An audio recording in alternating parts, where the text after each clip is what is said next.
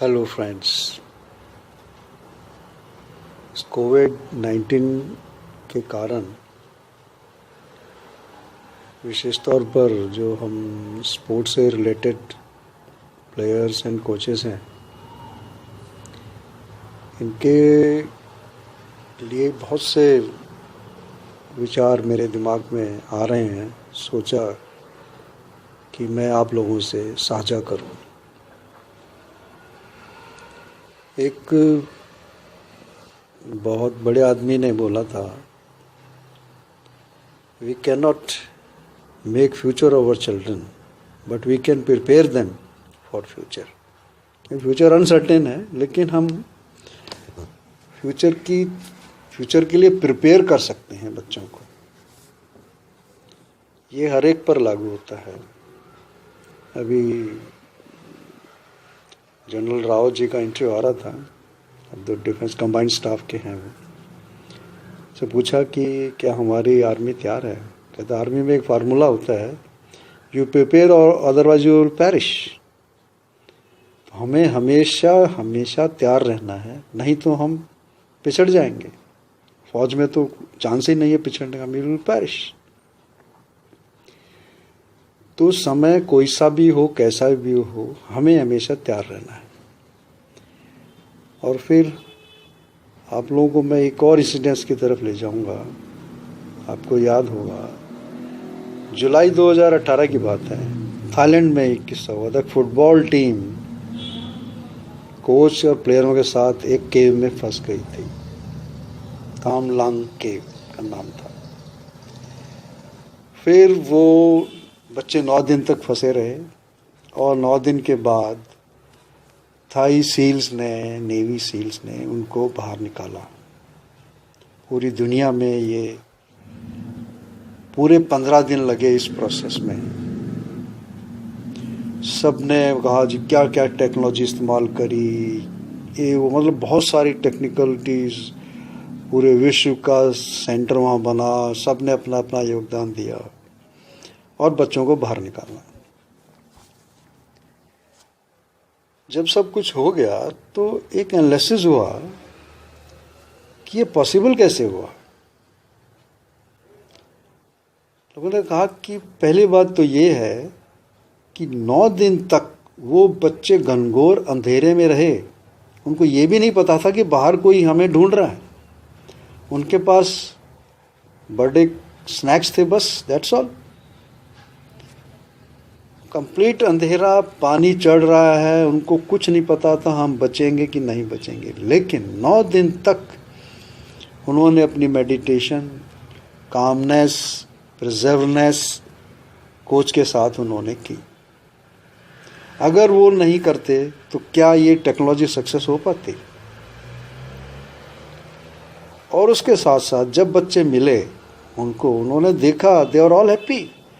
उन्होंने कोई क्रेजीनेस नहीं दिखाई, कुछ नहीं दिखाया। मैं आपको बताऊं, स्विमिंग में लाइफ गार्ड होते हैं, उनको एक स्पेशल ट्रेनिंग होती है। अगर कोई बच्चा या कोई आदमी डूब रहा है तो कैसे निकाले उसको, क्योंकि जो डूबने वाला आदमी होता है झपट लेता है, उसको भी डुबो देता है जो बचाने। उसका एक स्पेशल टेक्निक है, दूर से रह के उसको बाल से कैसे पकड़ के बाहर लाता है।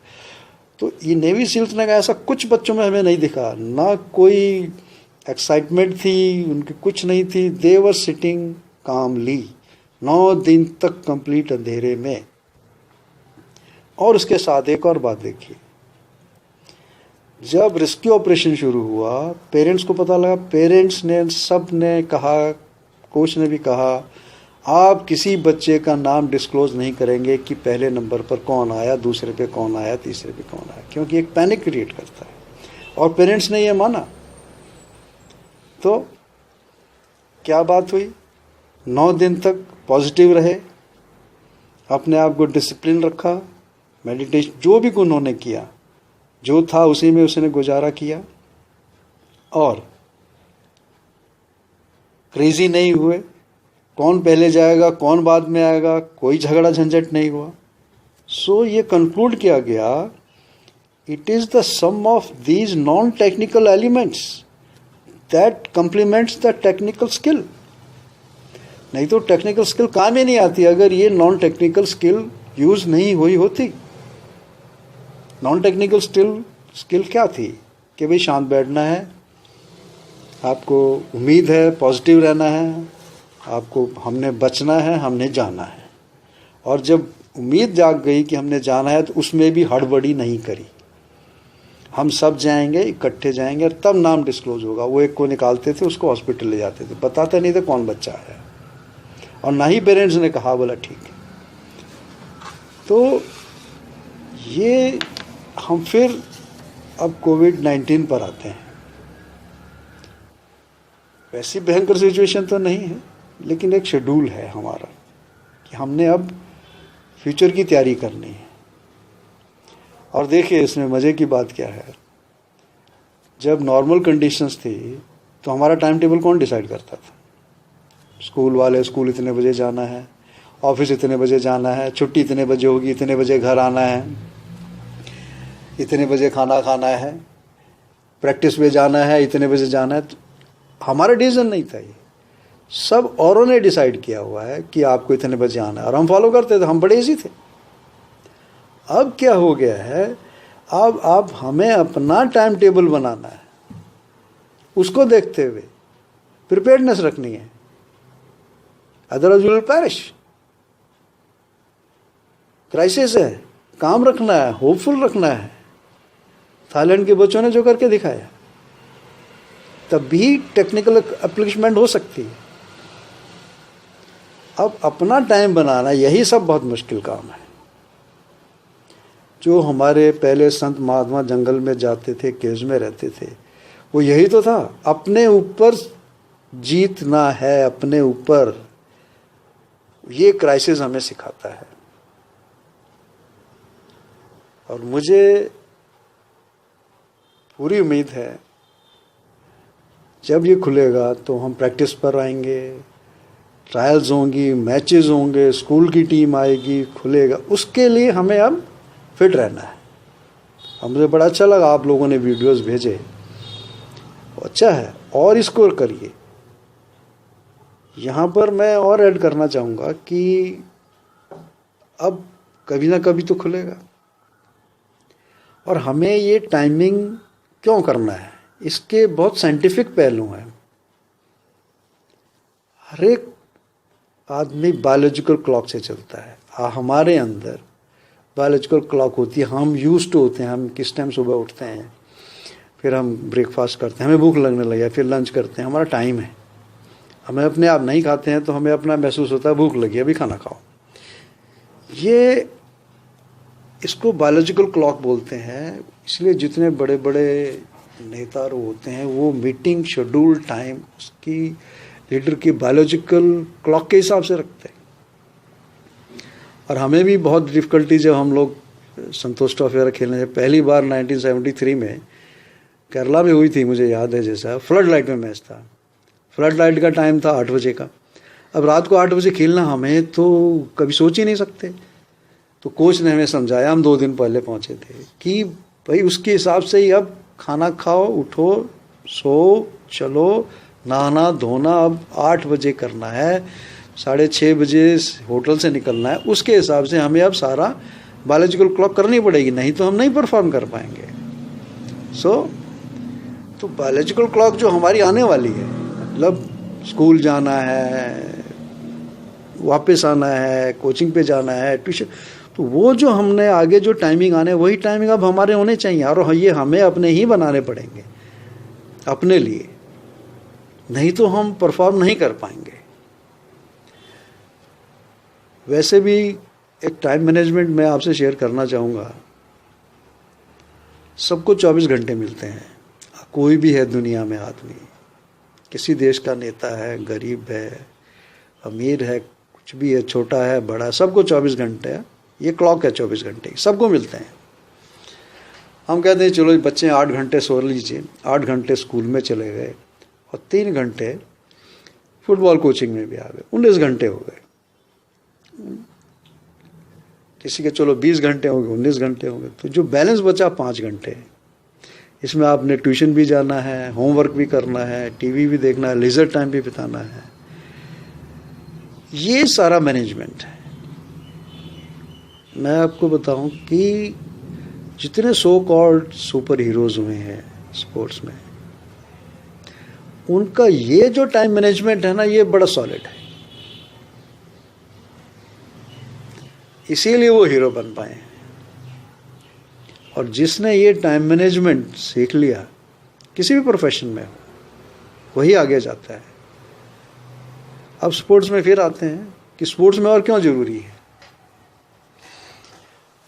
स्पोर्ट्स में क्योंकि मेंटल के साथ फिजिकल भी है, एक फिनोमेना है, वो भी बायोलॉजिकल। मैं ये बात कर रहा हूँ सारे साइंटिफिक प्रिंसिपल्स जो ट्रेनिंग के होते हैं उनके ऊपर। बायोलॉजिकल क्लॉक भी टाइम मैनेजमेंट बायोलॉजिकल क्लॉक को करेगी। अब आता है super compensation, phenomena of super compensation, हर एक में होता है। अगर हम कहें कि आपकी परफॉर्मेंस इम्प्रूव कैसे होगी, जनरली कहें जी प्रैक्टिस करो परफॉर्मेंस हो जाएगी।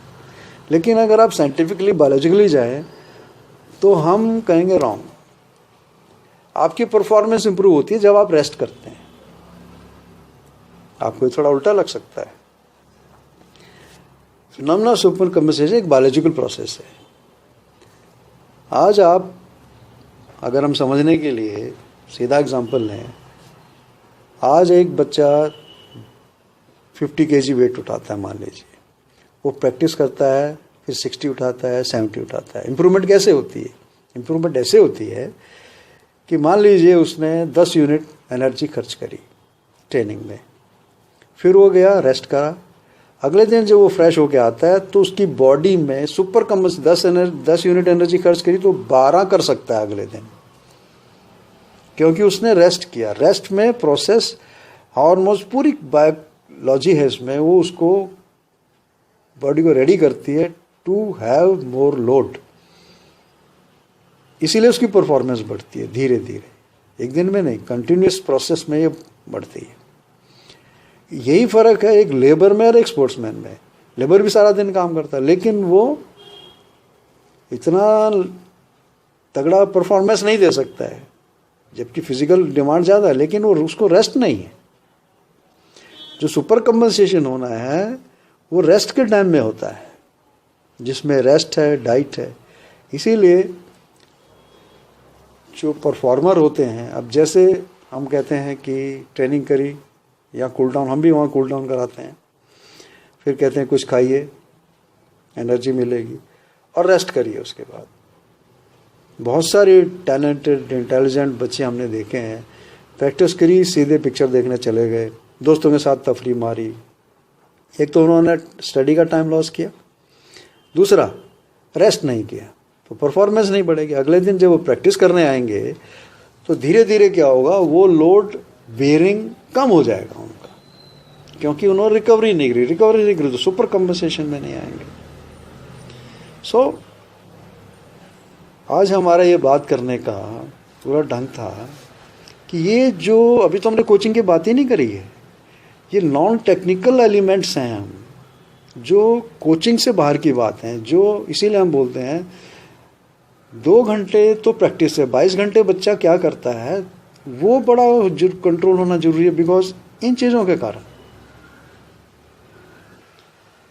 उसका बायोलॉजिकल क्लॉक डिस्टर्ब हो जाएगा, हमने तो सुपर कंपनसेशन नहीं आएगा, फिर टाइम मैनेजमेंट नहीं करेगा, स्कूल में नहीं जाएगा, सोएगा नहीं तो फिर स्कूल नहीं जा पाएगा, स्कूल नहीं जाएगा तो पढ़ेगा नहीं, फेल होगा, पढ़ाई छूटेगी। तो ये सारा management is a balance activity. और मुझे उम्मीद है कि आज के इस हमारे डिस्कशन से आप लोग थोड़ा इस पे विचार करेंगे, और जो अब आने वाला टाइम है उसी में आप सोचिए कि मुझे स्कूल जाना है, उसी टाइम उठना है, उसी टाइम ब्रेकफास्ट करना है, उसी टाइम फिर पढ़ना है। अभी हाई टाइम है आपके लिए, सब स्कूल के बच्चों के लिए, कि अपना स्टडी पे पूरा ध्यान रखें। और बॉल के साथ ज़्यादा एक्सरसाइज नहीं हो सकती घर में, कोई बात नहीं है, उतना फ़र्क नहीं पड़ेगा, लेकिन आपकी जो मसल्स की टोनिंग है वो कम नहीं होने चाहिए। क्यों? आप जब प्रैक्टिस करने आएंगे लोड बढ़ेगा तो क्रैम्प्स आएंगे, इंजरी के ज़्यादा चांसेस होंगे। तो इसीलिए आप अपने स्ट्रेंथनिंग, फ्लेक्सिबिलिटी और एजिलिटी एक्सरसाइजेस कंटिन्यू रखिए। और पेरेंट्स से रिक्वेस्ट है, उनके साथ इन्वॉल्व हुई है, आप भी इसको एंजॉय करिए, आप भी अपनी फिटनेस पे रखिए। मुझे पता है आप बहुत अच्छा खेलते हैं, और ये टाइम है कि अब अपने आप से, मेन सारा प्रॉब्लम है कि अपने आप से अपना शेड्यूल बनाना है। यही सबसे डिफ़िकल्ट काम होता है, लेकिन अगर हमें प्रिपेयर करना है तो ये काम हमें करना पड़ेगा। मुझे उम्मीद है बहुत सारे क्वेश्चंस होंगे, आप बिल्कुल फ्रीली, कोई क्वेश्चंस हैं, कुछ अपने वीडियोस हैं आप डाल रहे हैं, इसको और डालिए, पेरेंट्स को बोलिए शूट करेंगे, पेरेंट्स का आप डालिए। पता है हमने लास्ट टाइम बस वो वुमेन डे पे मिले थे 8 मार्च को, उसके बाद मुलाकात हमारी नहीं हो पाई। उम्मीद है कि बहुत जल्दी हम फिर मिलेंगे और अच्छी कंडीशंस में मिलेंगे, mentally and physically both. And हम लोग फिर और आगे, जैसे आपके कोई क्वेश्चंस हैं और भी हम ऑडियो ये डालते रहेंगे। तो चिराग का मेरे पास फ़ोन आए थे कि सर ऐसे ऐसे बातें हैं, मैं कहा चलो फिर हम बात करते हैं। All the best, thank you.